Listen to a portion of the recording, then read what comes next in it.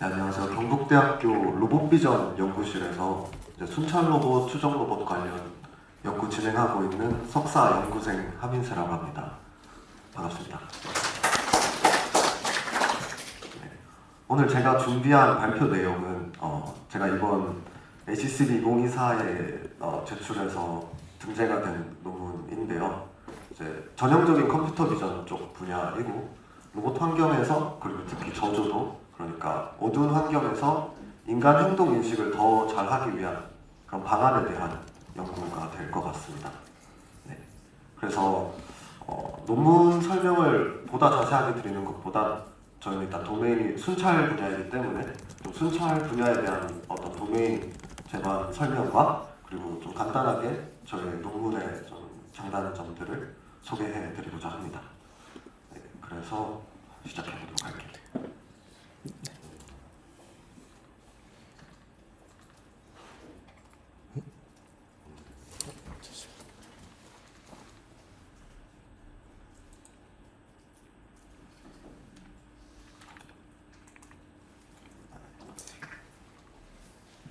그래서 먼저 surveillance라는 단어는 이제 한국어로 순찰이라는 뜻이죠.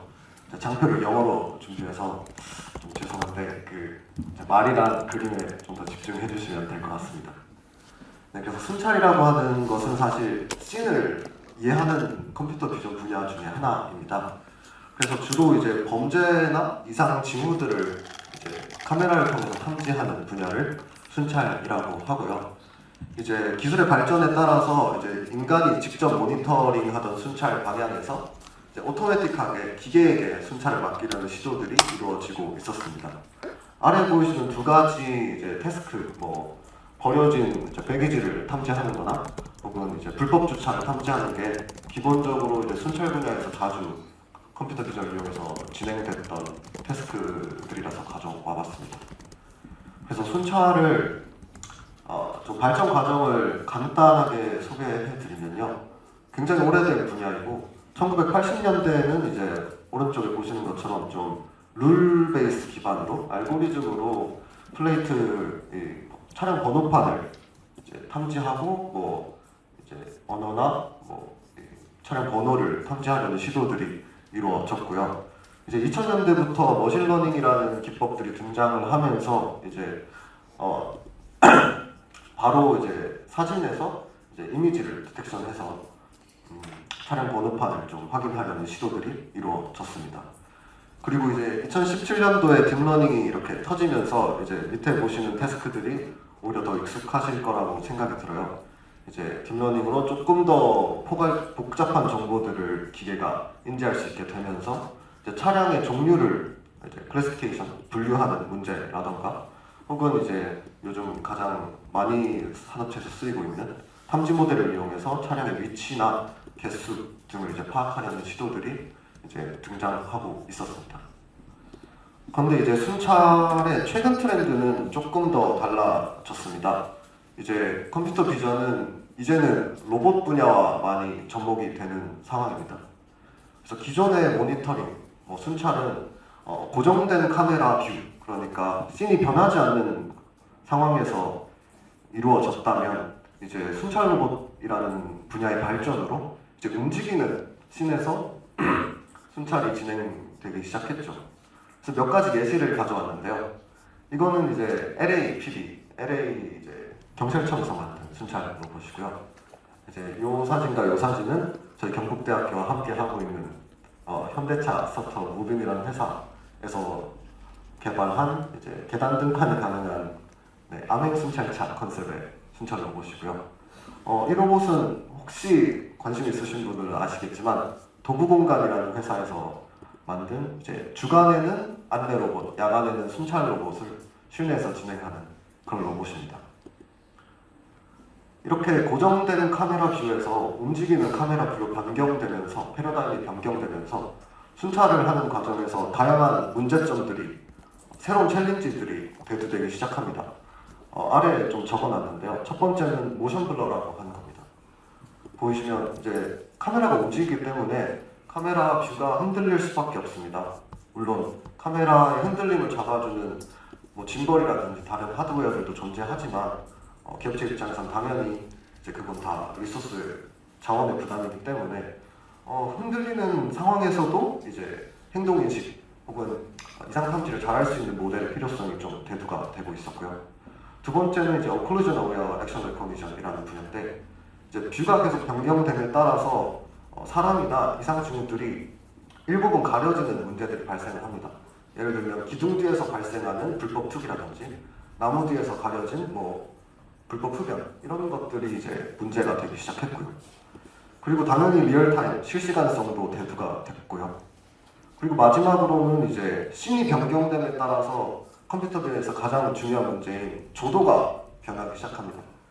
밝기의 차이에 따라서 특히 카메라는 특히 RGB 센서는 성능 차이가 좀 막대하게 발생하는 상황이기 때문에 이제 다양한 조도에서도 강건한 모델들의 필요성이 대두가 되고 있습니다. 특히 순찰이라는 거는 이제 밤에 야간에 이루어지기 때문에 다양한 조도 그리고 저조도 상황에서의 이제 행동 인식 이런 분야가 이제 로봇 도메인에서는 굉장히 중요한 풀어야 되는 문제, 과업으로 지금 인식되고 있는 실정입니다. 그래서 본 논문은 이 마지막 문제에 좀 집중을 했습니다. 저조도 상황에서 어떻게 하면 행동 인식을 더 잘 할 수 있는가. 네, 그래서 이제 저희 논문에 대한 인트로덕션을 좀 가져왔는데요. 사실 행동 인식은 순찰뿐만이 아니라 다양한 분야에서 오래전부터 연구됐던 분야이고요. 저조도에서 행동 인식 자체도 새로운 태스크는 아닙니다. 기존에도 계속 연구가 되어 왔던 주제여서 기존의 이 저조도에서 행동인식을 위한 모델을 학습하기 위한 데이터셋들이 몇 가지 존재를 했었습니다. 그래서 저희는 기존 데이터셋들을 좀 분석을 해봤는데요. 한 가지 문제점을 발견을 했습니다. 바로 결론부터 말씀드리자면 별로 안 얻었다는 점이었죠. 네. 그래서 보시면 아시겠지만 맨 위에 있는 이 줄의 사진들이 원본 데이터셋입니다. 보시면 다 어두워 보이는데 저희 간단한 이미지 향상 기법, 저희 카메라 앱 같은 데서 밝기 올리는 거 있잖아요. 그런 것만 했을 뿐인데 거의 주간과도 다름없는 이런 이미지들이, 동영상들이 관측이 되는 걸 확인했습니다. 이 말인즉슨 야간 저조도 데이터라고 했지만 이미 그 저조도 데이터에 있는 정보량이 충분히 많다는 것이죠. 그래서 기존의 데이터셋들의 문제점을 여기서 좀 파악할 수 있었습니다. 이런 데이터셋으로 학습된 모델은 실제 저희 야간 저조도 환경에서, 로봇 환경에서 잘 작동하지 않는 것이 좀 자명하죠. 그래서 저희는 조금 더 로봇 환경, 그리고 야외 환경, 그리고 극저조도 상황을 조금 더 잘 대변할 수 있는 데이터셋과 그리고 그 데이터셋에서 잘 될 수 있는 모델이 필요하겠다라는 것이 저희의 아이디어였습니다. 네, 그래서 저희 논문의 세 가지 기여점에 대해서 딱 짚고 넘어가자면 첫 번째는 아까 말씀드렸던 것처럼 극한의 저조도 상황에서의 행동인식은 좀 다른 문제다라는 새로운 어떤 챌린지를 정의하고 제안했고요. 두 번째는 실제로 다양한 저조도 환경에서 데이터셋을 촬영해서 배포를 했습니다. 그리고 마지막으로는 이러한 데이터셋, 이러한 극한의 저조도 상황에서도 잘 될 수 있는 베이스라인 모델을 개발을 했고 그 모델이 현존하는 다른 저조도 행동인식 모델보다 더 높은 성능을 차지하는 것을 확인할 수 있었습니다. 그럼 가장 먼저 이제 저희 데이터셋에 대한 설명을 좀 드려보겠습니다.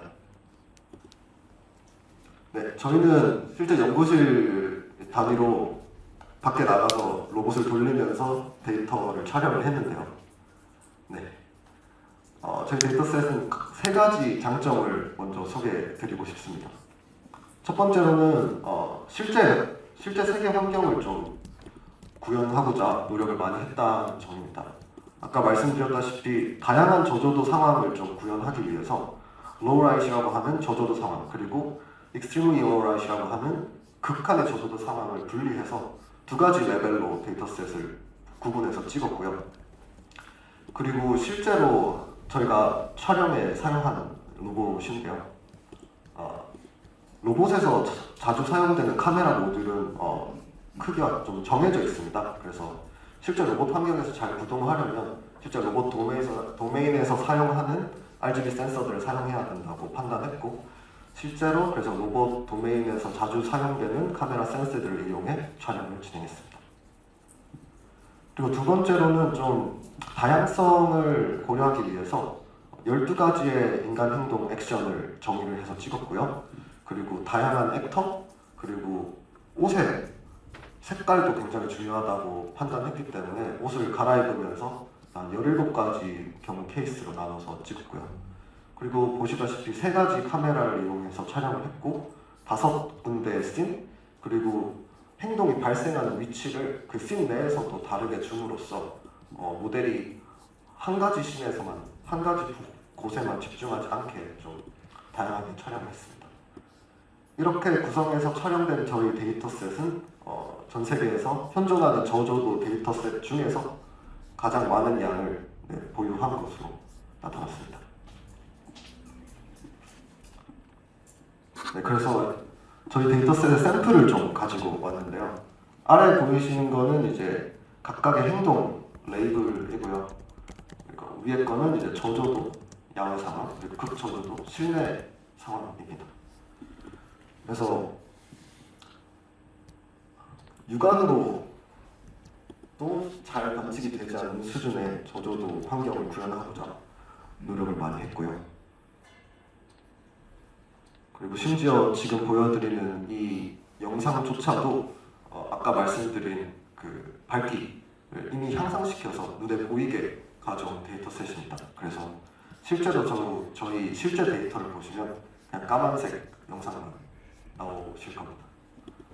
그래서 저조도는 뭐 이런 느낌이고요. 네, 극저조도 상황은 밝기 향상을 거치더라도 거의 육안으로는 관측하기 어려운 상황이죠. 이런 상황이 로봇 순찰 환경에서 굉장히 빈번하게 발생하기 때문에 저는 이 데이터셋을 통해서 학습된 모델이 로봇 저조도 환경에서도 잘 동작할 수 있다고 믿고 있습니다.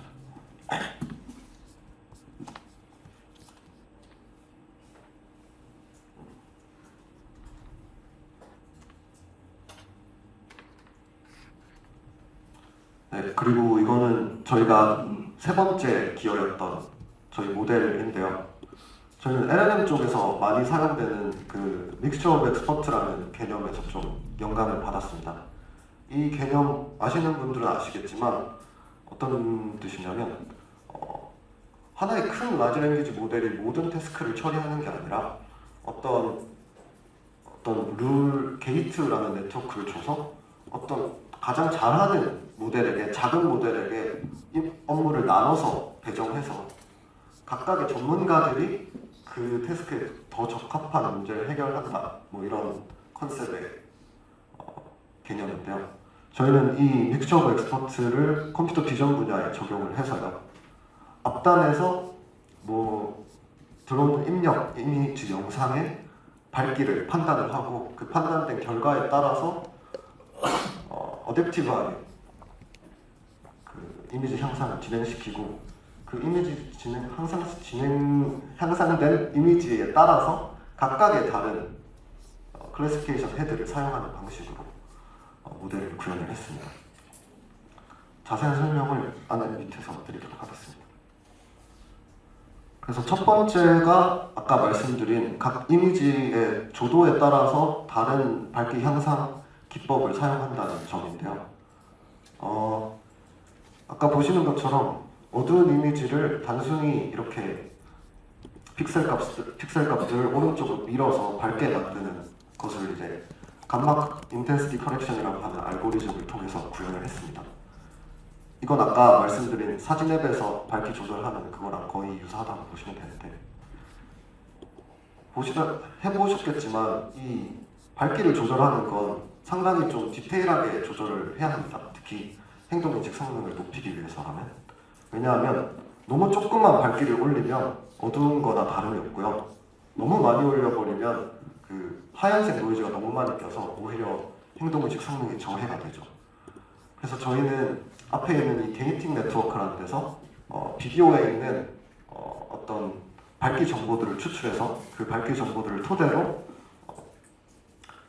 픽셀들을 얼마나 밝게 할지를 결정하는 네트워크를 하나 구성해서 학습시켰습니다. 네. 그리고 그렇게 형성된 이미지 영상들은 트랜스포머 백본을 이용해서 특징이 추출되고요. 그 특징이 추출된 특징은 이제 앞에서 보여드린 얼마나 밝기를 향상시켰는지와 똑같이 페어링된 분류 헤드를 사용해서 이제 추론을 하게 됩니다. 이렇게 향상된 이미지와 헤드를 페어링해서 쓰는 이유는 이미지를 향상시키고 트랜스포머를 통과시킬 때마다 이제 다른 종류의 특징이 추출되곤 합니다.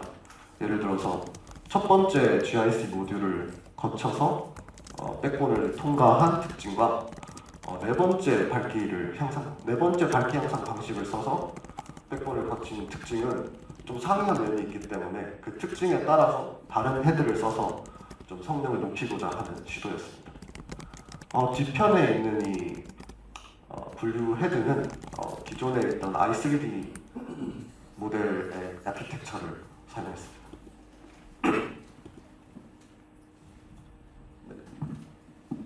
이 부분은 이제 학습 전략인데요.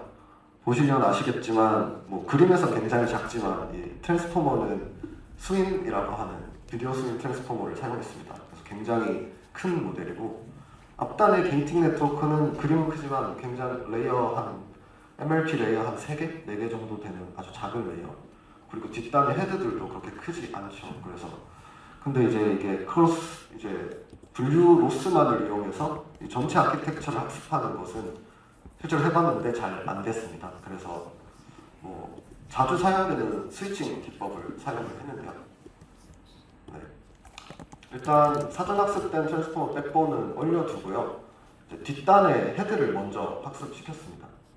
앞단의 게이트를 올려놨기 때문에 랜덤한 값들을 뱉게 되겠죠. 랜덤한 값을 뱉어서 랜덤하게 이미지 향상이 이루어지게 되고 각각의 랜덤하게 이미지 향상된 것들이 이제 각각의 헤드를 먼저 학습을 시키고요. 이렇게 함으로써 이제 각각의 헤드들이 그 페어링된 향상된 이미지만을 잘하게 각각의 전문가들을 만들어 줍니다. 이렇게 학습된 전문가들을 그 다음엔 올리고요. 그 앞단의 게이팅 네트워크를 학습을 해서 이제 이미지에 따라서 최적의 이미지 향상을 할 수 있는 게이팅 네트워크를 학습을 했습니다. 네, 그래서 여기서부터는 이제 실험 결과고요. 결론만 말씀드리면은 저희 메소드가 기존에 존재하던 다른 모델 대비 최고 성능을 찍었다라고 말씀드리면 될 것 같습니다. 위의 것들은 다양한 카메라 상황에서의 결과치고요. 그리고 도메인 어댑테이션 성능도 확인을 해봤습니다. 이게 무슨 뜻이냐면 아까 말씀드린 것처럼 저희 데이터셋은 저조도, 극저조도 두 개로 나눠지는데 저조도에서 학습하는 모델을 극저조도 환경에서 테스트해보고 반대로 극저조도에서 학습한 거를 저조도에서도 학습을 해봐서 기존 베이스라인 모델보다 저희 모델이 더 높은 성능을 내는 것을 확인할 수 있었고요. 그리고 기존에 존재하던 벤치마크 데이터셋에서도 1등을 찍지 못했지만 준수한 성능을 보이는 것을 확인할 수 있었습니다. 그리고 추가 실험을 통해서 앞에 있는 게이트와 뒤에 있는 헤드가 얼마나 영향을 미치는지를 파악했을 때 이제 뒷단에 있는 이제 멀티 헤드가 더 영향을 많이 미친다는 것을 확인할 수 있었습니다. 네, 그리고 마지막으로 저희는 이렇게 개발된 모델을 통해서 아까 보여드렸던 주식회사 모빈과 함께 야간 인간 행동 순찰 프로젝트를 진행하고 있는데요. 보시다시피 아까 만들어진 모델을 토대로 이제 캠퍼스 내에서 자주 발생하는 이상, 쓰레기 버림, 그리고 싸움, 쓰러짐 같은 클래스들을 새로 파인 튜닝해서 이제 행동 인식을 실시하고 있습니다. 네, 이렇게 보시는 것처럼 이제 싸움이 일어나면 프레딕션으로 파이팅이 나오고 사람이 쓰러지면 사람이 쓰러졌다고 하고, 이렇게 사람이 뭔가를 줍는 행동이 발생하면 이렇게 줍는 것으로 판단하는 방식으로 로봇에 인테그레이션하는 프로젝트도 수행을 하고 있습니다. 네. 제가 준비한 내용은 여기까지고요. 혹시 궁금한 점이나 혹시 또 추가적인 질문 사항이 있으면 말씀해 주시면 감사하겠습니다. 여기 먼저 하셔서. 기존 데이터셋은 이제 밝기를 올리면 식별이 가능해서 좀 불충분했다 이런 피처가 많은데, 그래서 밝기를 올려도 식별이 힘든 데이터셋을 직접 만들었다고 제가 이해를 했는데, 그렇다면 그 데이터 어그멘테이션을 통해서 밝기 자체를 극적으로 만들면, 요즘 어그멘테이션 툴도 딥러닝 기반으로 정교하게 나오는 툴도 많잖아요. 그렇게 하면은 분명히 그런 실험도 해보셨을 것 같은데, 어떤 부분에 한계를 느껴서 직접 데이터셋을 만들게 되는지 궁금하거든요. 왜냐하면 데이터셋을 직접 만든다는 게 회사 차원에서는 이제 한 장에 1,000원 정도 하거든요. 그래서 사무실 데이터셋도 되게 자원이 많이 들어요. 데이터셋 만드는 것 자체에서 어그멘테이션은 어떤 부분이 해결이 안 돼서 하실 때 궁금하고, 두 번째 질문도 있는데 먼저 첫 번째 답변하고. 좋은 질문 감사드리고요. 실제로 저희도 데이터셋 찍기 전에 고려했던 사항입니다. 그래서 그냥 데이터셋 어그멘테이션 해서 밝기를 낮추면 되는 게 아닌가? 하고 생각해서 했는데, 사실 아까 보여드렸던 요 엑셀포즈라는 기존 데이터셋이 딱 말씀하신 그 방법대로 한 거거든요. 실제로 이 데이터셋은 주간에 촬영이 됐고요. 좀 비싼 카메라 장비를 써서 그 조도를 엄청 줄여서 이제 어둡게 만들어버린, 어떻게 보면 좀 신테틱한 데이터죠. 그래서 보시면 이 그래프가 엑셀 포즈가 이 부분인데 픽셀 값이 많습니다.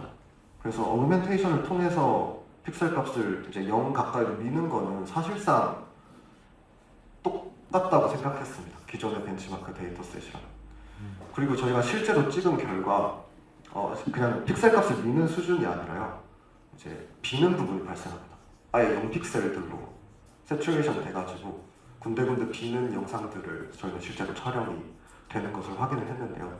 실제 환경에서는 이렇게 픽셀 값이 0 근처에 많이 몰려있는 데이터셋보다는, 영상들보다는 대부분의 픽셀들이 0이고 몇몇의 손이라든지 이렇게 밝은 부분, 이런 부분들이 언뜻언뜻 보이는 그런 현상들이 더 많이 관측이 돼서 이거는 직접 찍어야겠다, 데이터 신뢰성을 위해서 라고 결정하게 됐습니다. 그 두 개의 수치를 비교도 해보셨나요? 어떤 수치? 어그멘테이션 해가지고 저조도로 만들어서 밝기를 올려도 식별이 안 되는 데이터셋 학습 직접 찍은 거 한번 비교해봤을 때 0픽셀들의 값의 차이들은 비교를 해봤습니다. 그래서 저희 데이터셋은 거의 85에서 90% 이상이 거의 0픽셀이었고요. 근데 이렇게 실제로 이렇게 신테틱하게 만들어낸 데이터셋은 0픽셀 거의 없습니다. 육안으로만 보이지 않을 뿐이지. 그래서 실제로 찍기로 결심했습니다. 네. 질문은 밝기를 얼마나 올릴지 판단하는 모델을 만드셨다고 소개해 주셨는데, 네네네. 이 모델의 출력 값이 이제 전체 이미지에 대한 향상 값이 출력돼야 하는 개별 픽셀에 대한 그 변화 값이 출력되나요? 전체 프레임에 대한 같은 프레임에서는 같은 값을 올립니다. 통째로 다 올리는. 네, 통째로 다 올립니다. 그러면 네. 보통 한 곳에만 가로등 같은 게 켜져 있고 엄청 어두운 사람이 구석에 있는 씬 같은 경우에는 네네. 가로등이 많이 영향을 미치게 돼요. 맞습니다. 실제로 저희도 고려를 했고요. 그래서 최대한 촬영지 선정을 그런 광원이 없는 곳에서 좀 진행을 하고자 좀 노력을 많이 했습니다. 네. 감사합니다. 네. 저도 서비스 로봇 환경에서 그런 상황인지 모델 개발을 하고 있는데 들으면서 고민되고 있는 부분이 있으실 것 같아요. 또 좋은 얘기 또 나눠보면 좋을 것 같습니다. 네. 원래 질문이 3개는 소개를 해주셨잖아요. 이분이 제가 묻고 싶은 걸 하나를 해결을 해주셔가지고 일단 2개의 질문이 있습니다. GRC 알고리즘을 썼을 때 약간 노멀라이제이션 패턴을 곱해다니가 하는 걸로 받아들여졌는데 제가 이해하는 데 맞는지 좀 상담. 말씀하신 게 정확하고요. 그 실제 픽셀 값을 이제 0에서 1 사이로 노멀라이즈 한 다음에 이 감마 값을 이제 곱해주는 아주 간단한 방식입니다. 네. 또 한 가지 질문이 왜 모델 F1에서 보면은 트랜스포머, 스윙 트랜스포머를 골랐다고 하셨잖아요. 네네. 저는 처음에 그거는 생각했을 때 CNN 모델 이비션트 넷이나 뭐 넷넷이나 뭐 이런 것들이 있을 텐데 스윙 트랜스포머를 보드에 대해서 선정 이유가 좀 궁금합니다. 스윙 트랜스포머 선정 이유는요. 뭐 이거는 사실 해보니까 제일 좋더라라고밖에 말씀을 못 드리겠는데, 네, 기존 말씀하신 것처럼 그 여러 가지 행동 인식 모델들을 다 좀 사용해봤고요. 그래서 말씀하신 이피션트넷은 고려하지 않았지만, 네, 고려했을 때 비디오 스윙에서 일단 기본 성능이 제일 높게 나와서요. 스윙 트랜스포머를 사용했습니다. 그리고 코드도 좀 쉽게 공개가 돼 있어서, 네, 그런 이유가 있습니다. 저도 예전에 네. 탭을 ISIC 그거 했을 때 스윙 트랜스포머도 좀 잘 잡아가지고 이 피션트넷하고 계속 써보다 보니까 그 기억이 나서 좀 질문을 드리게 되었습니다. 그리고 또 스윙이 다른 여타 트랜스포머 모델보다는 조금 가벼워서요. 네, 그런 이슈도 좀 있었습니다. 질문 하나 더. 네. 간단하게 지금 만드신 모델 제가 중간에 놓쳤을 수도 있는데 그 모델에서 이제 그 조조들을 위해서 만든 모델인데 그러면은 그냥 평상시에 있는 데이터들도 다 제대로 그게 정확하게 나오는지 그러니까 그냥 날씨가 밝을 때 거기에 그 조조들을 위해서 나오는 맞습니다. 그 상황에 대해서 괜찮아? 네. 좋은 질문 감사하고 실제로 저희 리부타일 과정에서 나오는 질문이기도 하거든요. 그래서 사실 실험을 해보진 않았습니다. 그 일반 조도 환경에서 저희 모델이 잘 되는지는 실험하지 않아서 확답을 드릴 수는 없는데요. 저희 모델이 애초에 조도에 따라서 이 밝기 향상을 조절하는 네트워크이다 보니 밝은 영상이 들어왔을 때는 아무래도 밝기 향상을 덜 하겠죠. 그래서 준수한 성능이 나올 거라고 예상하고 있습니다. 네, 죄송합니다. 또 질문 있으실까요? 네. MOD는 제가 잘 몰라서요. 네, MOE 방식만 사용했습니다. 네. 네. 제가 볼 때는 저 사용 용도가 디바이스가 좀 적합해 보이는데 처음 모델을 컴퓨터 모델 바랑 그냥 적외선 카메라를 넣는 거 같지 않나? 진짜 좋은 말씀 맞습니다. 굉장히 날카로운 질문이신데요. 말씀하신 대로 저희 모델을 온디바이스 로봇 환경에서 돌리는 건 좀 무리가 있어서요. 실제로 저희 실증 서비스 때는 이제 딥러닝 서버로 통신을 넘겨서 진행을 했고요. 실제로 이제 IR 카메라와 에미터를 사용한 행동 인식들도 고려를 하고 있습니다. 네, 보시면 사실 이 영상은 이제 시각화를 위해서 IR 센서를 달아서 좀 밝게 보이는 영상인데요. 그럼에도 불구하고 픽셀 값들이 깨지고 저조도인 상황은 좀 변함이 없다고 생각을 합니다. 그래서 방금 저희가 한 연구가 어떤 이런 추후에 이제 저조도 상황에서 행동 인식에 좀 백본 모델로서 기능할 수 있지 않을까 그렇게 생각하고 있습니다. 좋은 질문 감사합니다. 네. 또 질문. 네. 데이터셋 네. 잘 안 보여서 그러는데 네. 촬영할 때 각도가 그러면 로봇 정도의 높이에서 촬영을 하신 건가 아니면 사람 높이에서 촬영을 하신 건가?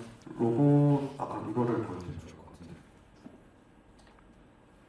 저희 로봇이 이 로봇이고요. 카메라는 이쪽에 달려 있고요. 로봇의 높이는 한 사람 명치 정도 크기입니다. 그래서 실제로 씬 안에 사람이 다 들어가게는 좀 설정을 해서 찍었고 거리는 한 카메라 대비 한 10m, 5m에서 10m 사이로. 그럼 로봇을 실제로 데리고 다니면서 찍으신 네, 건가요? 네 맞습니다. 또 저장도 해야 되는데 노트북을 들고 다니긴 좀 그래서 실제로 로봇을 구동하면서 찍었습니다. 네. 아니 그게 그 어블레이션을 좀 더 자세히 못 봤는데 그 사실 이런 행동이나 카메라를 가지고 인식하는 부분에서 보면은 이 뭐 CCTV 뷰냐 아니면 정면 뷰냐 아니면 아래서 올려드는 뷰냐에 따라 사실은 되게 인식 그 능력이나 그 정확도가 되게 많이 달라지는 것 같아서 그래서 혹시나 이제 그 그 각도에서 찍고 그 각도에서 했기 때문에 좀 더 잘 나온 건 아닌가라는 좀 궁금증이 있어서 좀 네. 충분히 맞는 네네. 말씀이신 것 같고요. 같은 각도에서 찍은 트레이닝셋과 네네. 테스트셋을 사용했습니다. 그래서 말씀해 주신 것처럼 추후 연구에는 좀 다른 각도의 카메라가 네. 현재는 촬영 시에 로봇이 이동하진 않았는데 이동 상황에서 영상을 좀 촬영해서 더욱더 실제랑 네. 유사한 상황에 연구를 좀 진행해 볼까 하는 네. 그 생각도 있습니다. 감사합니다. 네, 감사합니다. 네. 네, 또 질문 없으시면 네. 여기까지 하도록 하겠습니다. 감사합니다. 예.